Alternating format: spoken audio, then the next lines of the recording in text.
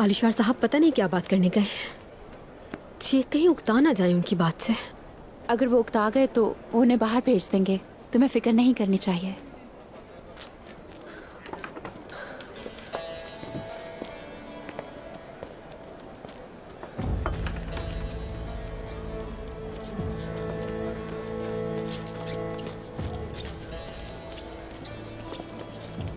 अम्मा, एहतियात से, रुके जरा।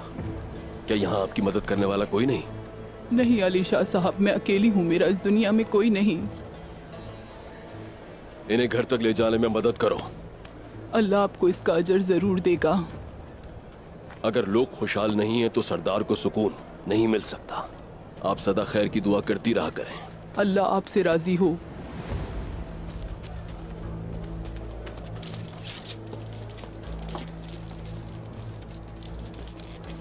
और से सुनो, अब हम यहाँ दोपहर का खाना तैयार करेंगे और ये खाना बाजार के गरीबों में मुफ्त तकसीम किया जाएगा।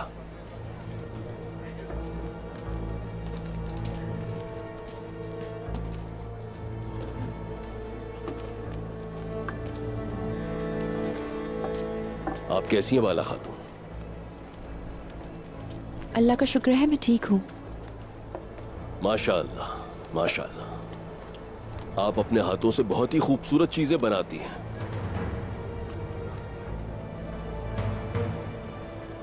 यहां तक कि आपकी मुस्कुराहट भी आपकी चीजों की तरह बहुत ही खूबसूरत है। तौबा अस्तगफिरुल्लाह।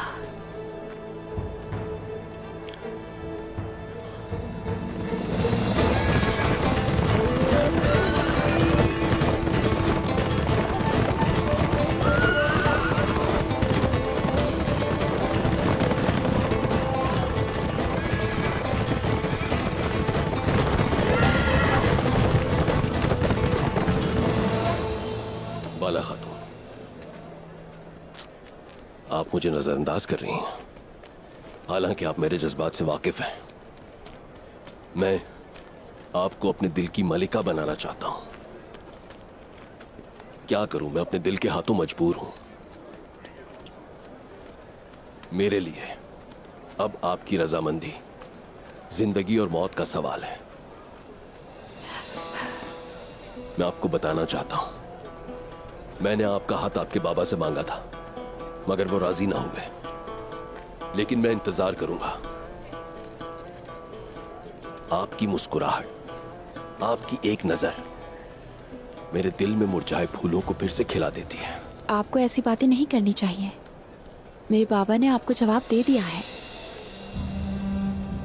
मैं इंतजार करूंगा बाला खातून, और इंतजार करते हुए यही कहता रहूंगा, ऐ जन्नत की परी, मैं तुम में इतना खो गया हूं कि खुद को भुला दिया खुद को। आप हुदूद पार कर रहे हैं आलिशार साहब। यह आपको ज़ेब नहीं देता। जो कहना था कह दिया, बस मजीद कहने को कुछ नहीं।